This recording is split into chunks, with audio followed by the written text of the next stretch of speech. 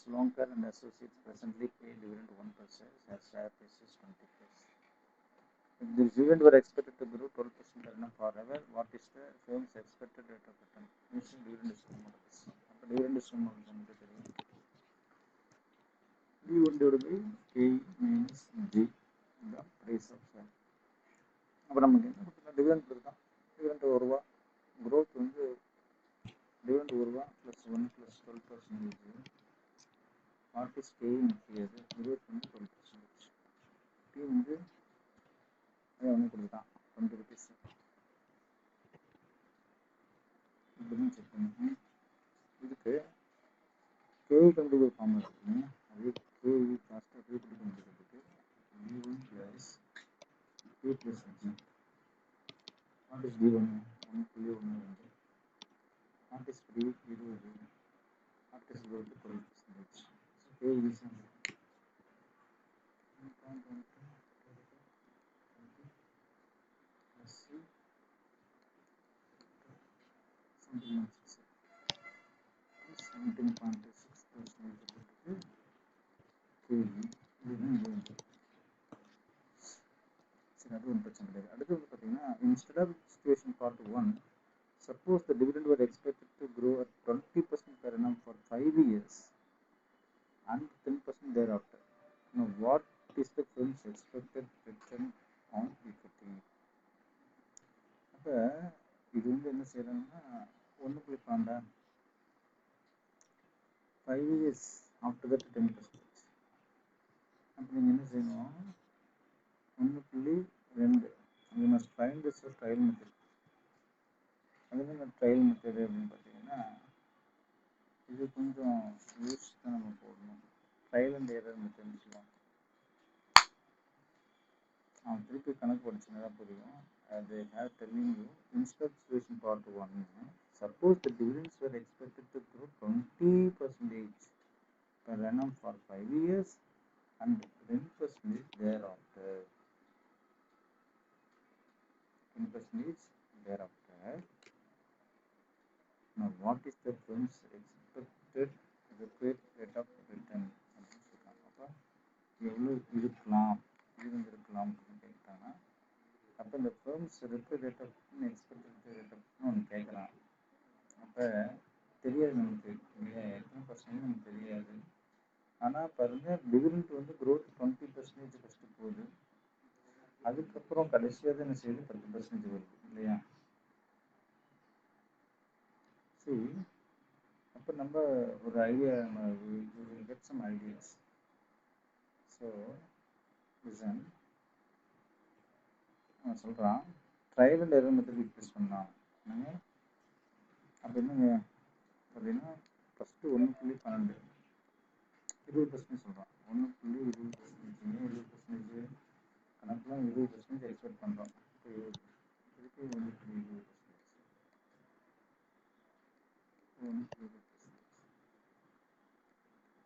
அப்போ 1.20 into 20% plus 1.20 into 20%. 1.44 20%. 1.44 1.78 into 20% plus 1.78. 2.0734 20% பார்த்தா 5 years 20% வருது.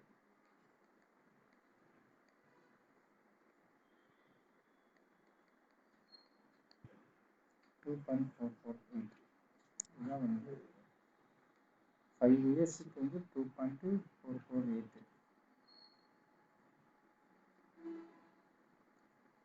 அதுக்கப்புறம் 2.49, அதுக்கப்புறம் 10%. 2.49 into 10%. 2.49 அதுக்கப்புறம் வந்து 10%. 2.739 அப்போ 2.74 10%. அப்போ டெர்மினல் வேல்யூ 50 இயர் வந்து 2.7 10% நான் ஃபஸ்ட்டு 5 வருஷத்துக்கு 1 2 3 4 5 6வது வருஷம் மீன்ஸ் 6வது வருஷத்துக்கு 10% தான் போடுறோம். அப்போ 2.74 அதுக்கு 1.10% வேறு கேஇன் கே எவ்வளவு ஜி ப்ரைஸ். அப்போ ப்ரைஸு நான் ஒரு அட்வர்டைஸ்மெண்ட்டாக போட்டு தான் கேஇ தான் கேட்குறான். ப்ரைஸ் ஆஃப் ஷேர்ஸ் வந்து கொடுத்துருக்கானா, ப்ரைஸ் ஆஃப் ஷேர்ஸ் வந்து நாங்கள் கொடுத்துருக்காங்கன்னு பார்க்கணும். Event is expected to be 12%. What is the firm's expected using industry models? இப்போ இந்த இடத்துல வந்து ப்ரைஸ் ஆஃப் ஷேர் அவங்க கொடுத்தாலும் நம்ம தான் ப்ரைஸ் ஆஃப் ஷேர் கண்டுபிடிப்போம். ஏன்னா இப்போ டிஸ்கவுண்ட் டோட்டல் எவ்வளோ வரும், 20% வரணும். அப்போ ஹென்ஸ் ரிக்ரெட் 12% கேட்குறான். நான் வந்து 18% நான் போட்டு பார்க்குறேன், இது 19% நான் போட்டு பார்க்குறேன். 18% போட்டால் என்ன வருது, 19% போட்டால் என்ன வருது நம்ம பார்க்கலாம். அப்போ இதுதான் 2.74. அப்போ 2.74 1.1 18 minus 10. அப்போ 2.74 into 1.1 divided by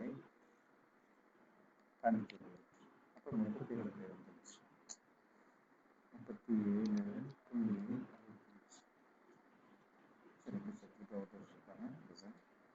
2.74 into 10% plus 2.74 3.014 11% growth 10%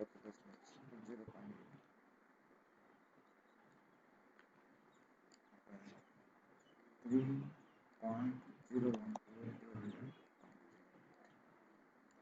37.6.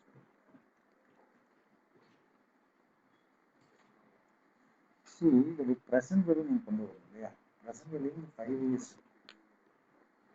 5 இயர்ஸுக்கு இந்த இது நீங்கள் கொண்டு வரணும். என்னென்ன, ஃபஸ்ட்டு 1.20 1.44 1.728 2.04 ப்ளஸ் 2.248.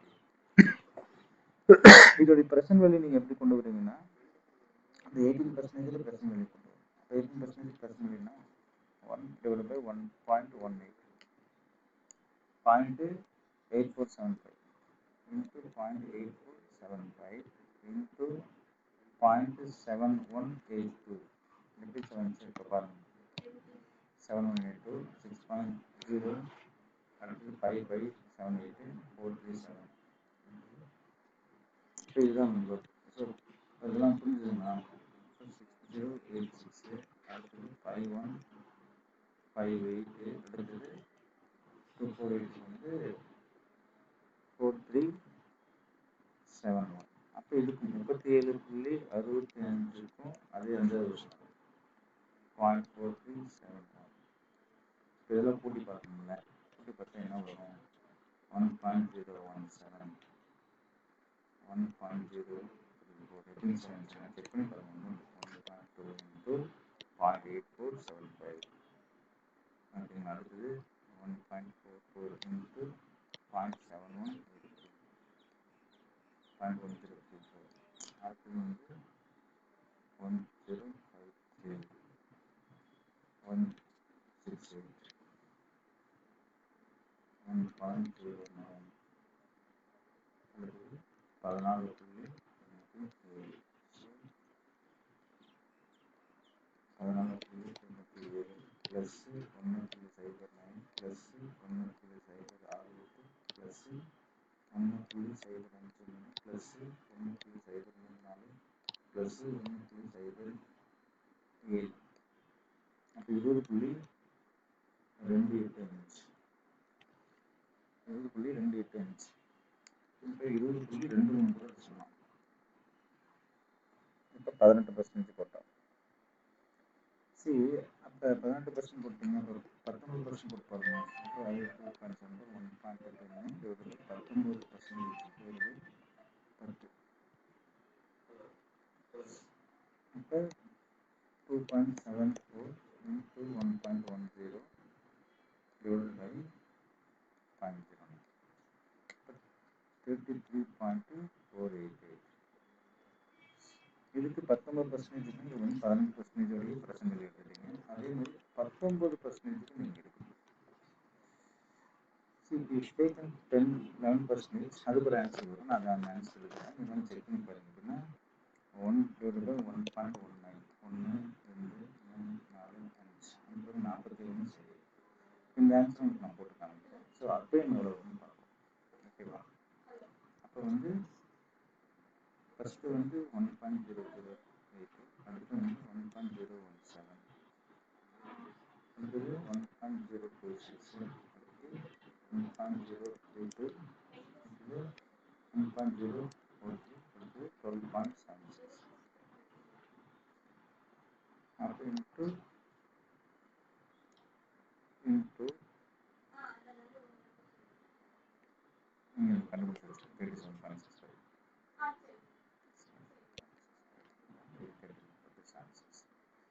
இந்த பிரச்சனையிலேயே get answers. இப்போ நீங்கள் போட்டிங்கன்னா உங்களுக்கு get answers பாருங்கள்.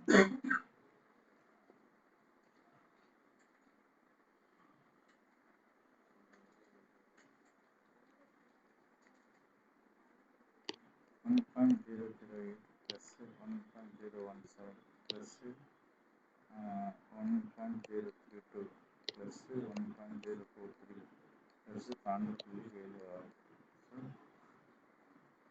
இந்த 1.026 1.032 1.026 1.088 1.008 plus 1.017 plus 1.026 plus 1.043 plus 12.76 16.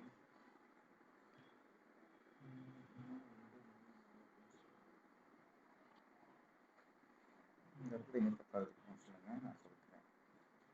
33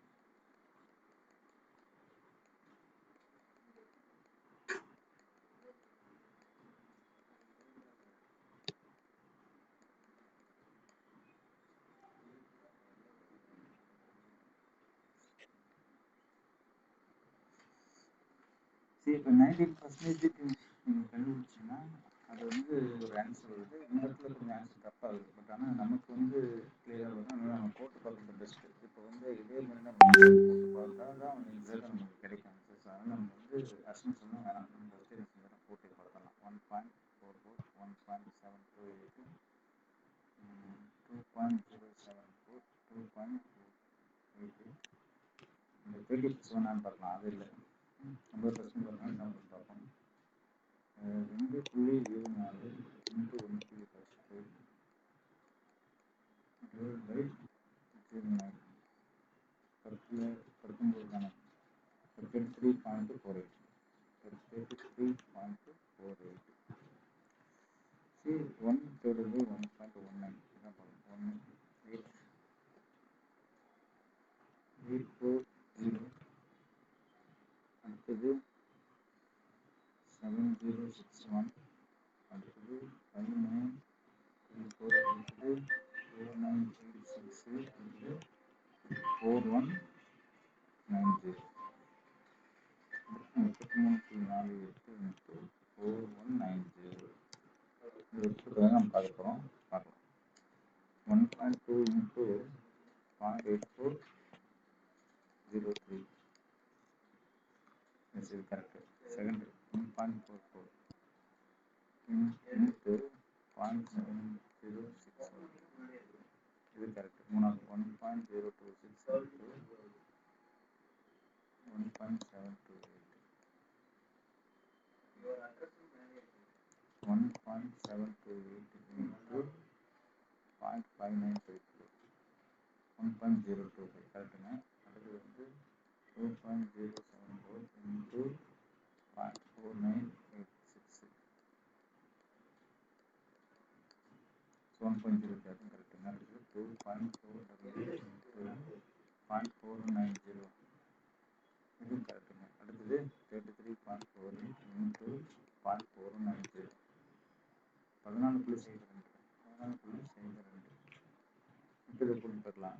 1.04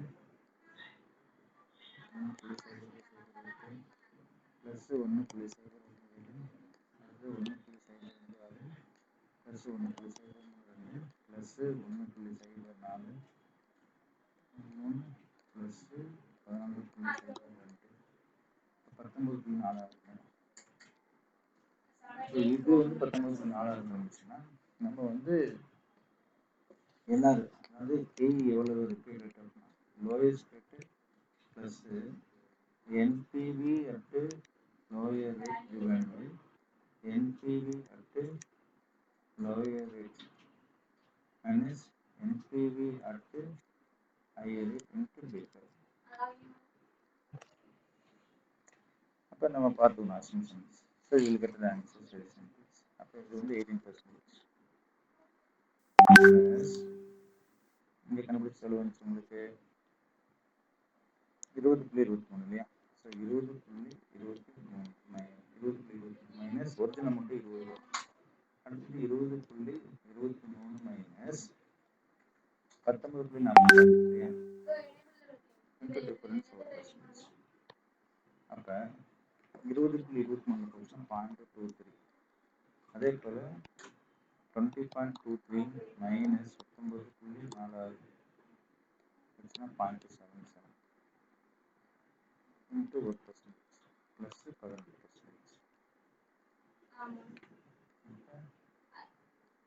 0.23 divided by 0.77 into 1% 0.208 plus 18 போட்டோம்னா 18.2. அப்போ நீங்கள் வந்து அப்ராக்சிமேட் 18.29% நீங்கள் போட்டீங்க அப்படின்னா இது கிட்ட ஆன்சர்ஸ். அப்போ உங்களுக்கு இதுதான் வந்து போட்டீங்கன்னா ஒரு ப்ரைஸ் என்ன செய்யும் 20 ரூபா வரும் அப்படின்னு இந்த கேள்வி. அப்போ நீங்கள் 18.89 தான் உங்களுடைய கேஇ அப்படின்னு நம்ம சொல்ல வரோம். இந்த கேஇ வந்து என்ன 18.89 போட்டிங்கன்னா உங்கள் டிவிடெண்டுக்கு இந்த இது ஆன்சர் வந்து கரெக்டாக வரணும். இப்போ நீங்கள் செக் பண்ணி பார்த்தீங்கன்னா அந்த ஆன்சர் வந்துடும். என்ன கேட்குறேன்னா இதுதான் அவன் சொல்லியிருப்பான் தமிழில்.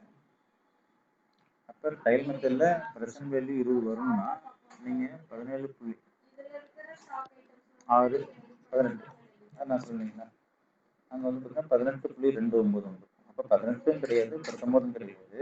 அப்போ ரெண்டுத்துக்கு ட்ரையல் அண்ட் மெத்தடில் போட்டிங்கன்னா ரெண்டுத்துக்கு நடுவில் ஒரு ஃபிகர் வரும். அந்த ஃபிகர் தான் வந்து உங்களுக்கு என்னது எக்ஸாக்டாக வந்து நிற்கும் அப்படின்னு தான் நான் உங்களுக்கு இவ்வளோ தூரம் போட்டு கொடுத்தேன். ட்ரையல் அண்ட் மெத்தட் தான் ஃபஸ்ட்டு 18% போட்டோம், அடுத்து 19% போட்டோம், 18% 19% ஃபிகர் வந்துச்சு.